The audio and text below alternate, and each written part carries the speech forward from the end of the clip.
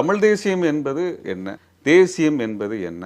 தேசிய இனம் என்பது என்ன? தேசிய இன கோரிக்கை என்பது என்ன? சுயநிர்ணய உரிமை என்பது என்ன? இந்திய தேசியத்திற்குள் தமிழ் தேசியம் என்பது என்ன? இந்திய தேசியத்திற்கும் தமிழ் தேசியத்திற்குமான முரண்பாடு என்ன? இந்திய தேசியம் இருக்கும் பொழுது ஏன் தமிழ் தேசியம் என்று வருகிறது? இதையெல்லாம் சொல்ல தெரிஞ்சவங்க தான் தமிழ் தேசியவாதி. தோழர் தமிழரசன் அவர்கள், பாவலரேறு பெருஞ்சத்தனார் அவர்கள், புலவர் கலிய பெருமாள் அவர்கள் இதை மிக தெளிவாக வரையறை பண்ணி சொல்றாங்க. இந்திய தேசியம்னா என்ன? தமிழ் தேசியம்னா என்ன? தமிழ் தேசிய இன மக்கள்னா யாரு? இந்த தேசியத்தை எப்படி கட்டி எழுப்புவது? இது எந்த இடத்தில் இந்திய தேசியத்தோடு முரண்படுகிறது என்று சொல்கிறார். அதே போல மேதகு பிரபாகரன் அவர்கள் சிங்கள பேரினவாதத்திற்கும் தமிழ் தேசியத்திற்குமான வேறுபாடு, இலங்கையினுடைய அந்த அரசியல் சாசனத்தில் இருந்து ஏன் தமிழ் மக்கள் விடுதலை பெற வேண்டும் என்று அரசியல் தர்க்க ரீதியாக பேசுகிறார். தமிழ் தேசியத்தினுடைய விழுமியங்கள் என்ன, இலக்குகள் என்ன, அதனுடைய கொள்கை திட்டம் என்ன, பொருளாதார திட்டம் என்ன என்று அவர் மிக தெளிவாக பேசுகிறார். அதனால மேதகு பிரபாகரன் அவர்கள் ஒரு தமிழ் தேசிய கோட்பாடை மிக தெளிவாக வரையறை செய்து முன்வைக்கிறார். இப்படிப்பட்ட எந்த விஷயத்தையும் நீங்க என்னைக்காவது அவர்கிட்ட கேட்டிருக்கீங்களா? அப்படி எங்கேயும் அவர் பேசி பார்த்ததில்லை. அவர் ஈழத்தை பத்தி பேசினால்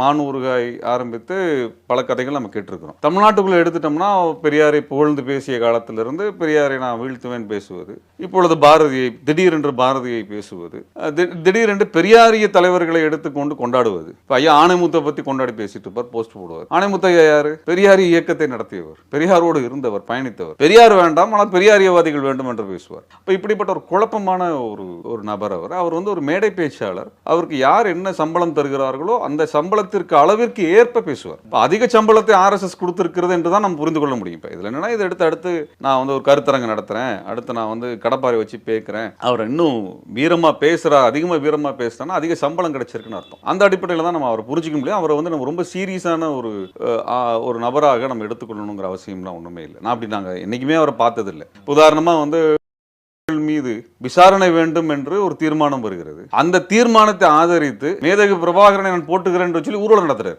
இப்படிப்பட்ட ஒரு கோமாளித்தனத்தை உலகத்தில் யாருமே பண்ணியிருக்க முடியாது. அது எதிரான தீர்மானம். அந்த தீர்மானத்தை ஆதரிச்சு ஊர்வலம் போறாரு. ஆனா நான் பிரபாகரனோடு இருந்தேன், ஆதரிக்கிறேன்னு பேசிட்டு போனேன்.